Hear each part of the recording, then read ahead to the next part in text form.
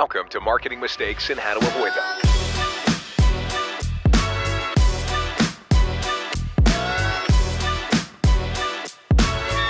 Here's your host, Stacy Jones. Welcome to Marketing Mistakes and How to Avoid Them. I'm Stacy Jones, and I'm so happy to be here with you all today and want to give a very warm welcome to Krister Ungerbocker. Krister is the founder of TalkShift, a global movement that focuses on leadership language and teaches why strong communication leads to better results in both business and life. He is also the author of 22 Talk Shifts, a #1 Wall Street Journal bestseller that shares numerous ways to strengthen communication. He's the former founder and CEO of an award-winning global tech company named after himself, Ungerboeck, where he helped its value grow from $1 million to $200 million. Krister is the recipient of St. Louis Business Journal's 40 Under 40 Award and has appeared in numerous publications such as NPR, Entrepreneur, Forbs, and more. Today, Krister and I are going to be chatting about leadership, communication, and language. We'll learn what works from his perspective, what should be avoided, and how some businesses and leaders miss the mark. Krister, welcome. So happy to have you here today. It's great to be here.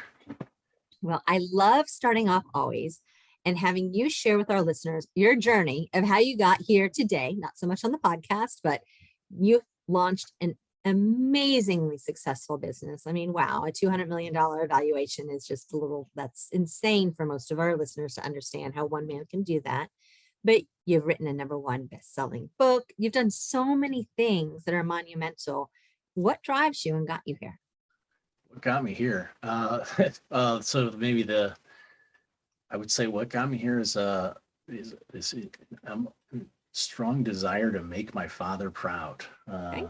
and ultimately never being able to do so, which That's is the daddy issue, but it sounds like it's worked out well for you. It has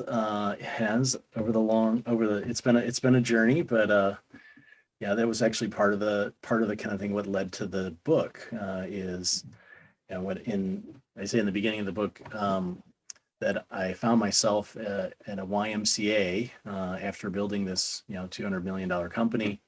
I found myself looking in the mirror, tears streaming down my cheeks, and I saw the leader that I'd become, which is a leader without followers.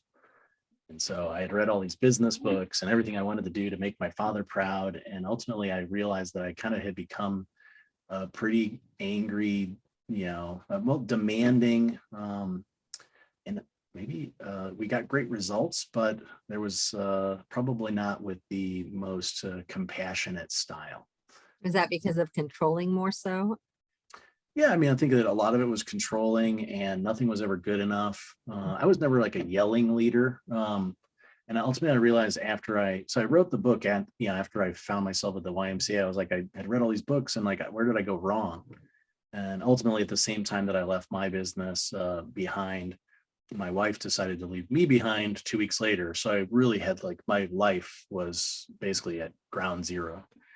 And I was like, well, what did I miss? And so I kind of threw out all the business books and that I'd been reading since I was 12 years old. And I just went and kind of surrounded myself with all the people that I would have judged as weird and far out and crazy back when I was a CEO, thinking, maybe I'll learn something from these people. And I always kept my, kind of CEO hat on, thinking I'm going to bring some ideas back and kind of repackage them and translate them into, words that work in a business context. And that was really what kind of resulted in the book, was taking all these things. When I would go on these kind of journeys and experiences, a good litmus test was, would a CEO kind of raise his eyebrows if I said, hey, I'm going to do this? And they'd be like, I would never do that. And I'd be like, then I'm going and I'm going to see what I'm going to learn. And so, and then, kind of a lot of the stuff was things I'm like, yeah, that's not going to work in a business context. But what the ultimate thing that came out of it was a good blend of the kind of aggressive leadership style that, did result in a lot of our success, but with also the opposite of the equally kind of compassionate language that probably led to the lack of compassionate language is what led to my downfall. So it was kind of the intention was to write a book that blends kind of the hard and the soft, if you will. And I mean, with 2020 being what it was, and quarantine and things like this book, I don't think would have been nearly successful prior to 2020. But now it's in many respects, it's really, I would hope that's a little bit of a handbook for how to lead in this kind of new world what we're leading in. I part of what was language was really informed by the book, because I started businesses in France and Germany, and we actually had offices around the world, but I had to learn to lead in 2 foreign languages as an adult. And so language was really present for me as I was writing the book, and thinking of, German's a very direct language, English and French are much more indirect in kind of different ways. And I wanted to build tools that were practical, fill in the blanks phrases that anyone could pick up. Like, you finish chapter 1 of the book and you're like, wow, I've already got one phrase that I can use to change how I lead, either in the context of my personal relationships or in my professional life. So that was kind of what we did. And off you went to the races, getting a massive readership, because people found what you were sharing to be spot on to what their needs are right now. Yeah, it's well, as you know, as a business owner, it's a different world. We've got the Great Resignation going on, and I think my sense, having worked outside of Europe, outside of the US, and worked in Australia and Asia, I think it's a bigger than a Great Resignation. I think there's more like a great renegotiation is happening, that Americans are coming more towards the rest of the world in terms of work-life balance. When I moved to Germany, they said, "Oh, you Americans, you all live to work, and we work to live."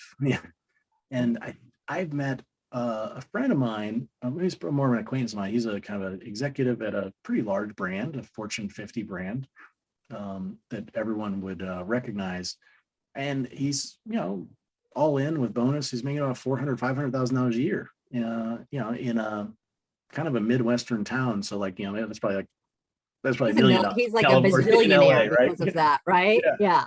So, and he was like, they gave me a raise and like doubled my an offer to double my responsibility, and it would have mean maybe 100 or 1,000 or more in compensation. And he's like, I turned it down. It's like, it just wasn't worth it to be gone an additional 40 nights a year, traveling with the responsibility. And at the same time, he's got this side gig with like an internet business. And I just said, so how many hours are you spending? And this is the reason why he reached out, because he wanted to know what we were doing with, internet marketing. And he said, I'm spending like 25, 30 hours a week on this. And so I said, let me get this straight. The company that 12 months ago or 18 months ago was paying you $400,000 for 60 hours of your time is now paying you $400,000 for 15 to 20 hours of your time.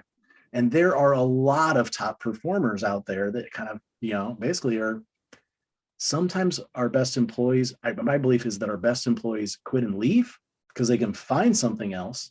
Mm-hmm. But a lot of people, maybe it's even some of our best employees who have golden handcuffs, because they've got stock options or whatever. They don't quit and leave, they quit and stay. So what does quitting and staying mean? Quitting and staying means, well, in the simplest thing is saying, I used to be really committed to my job, and I would think about it, on my drive home and in the shower and on weekends. And now I'm just going to spend more time with my family. And once 5 o'clock rolls around, I'm going to flip off the switch and that I'll turn it back on at 9 a.m. or whatever my first meeting is tomorrow. Yeah, that's probably a good one. And then the more serious one is when someone says, I'm actively going to, eat into the 40 hours per week that I'm being paid, almost as a, it's kind of like the old equivalent of somebody in a manufacturing. It's the white collar equivalent of someone in a manufacturing plant laying down on the job because they just don't like their boss. I had one reader of the book who did work in more of kind of a blue collar setting most of his career, told me about stories where I think he was working in a car repair shop, right? And he was thinking of his communication. He told me he actually had cases where employees actually would lay down on the job when he would ask him to do something. And he said, "What are you doing?" He's like, they wanted to get him fired.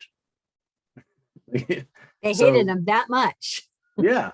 And so, this doesn't just happen in blue collar. It happens in the office too. It's just called solitaire or, whatever computer game or Facebook you have on your other your tab before you shift tab over if somebody's looking over your shoulder. Well, I think COVID showed us a lot of things this last year. We saw in the news the stories about, oh, so and so has a 40-hour job, and they were just found out that they had another 40-hour job that they were doing at the same time, had two computers set up, and they would literally just be moving to one to the other and phasing out on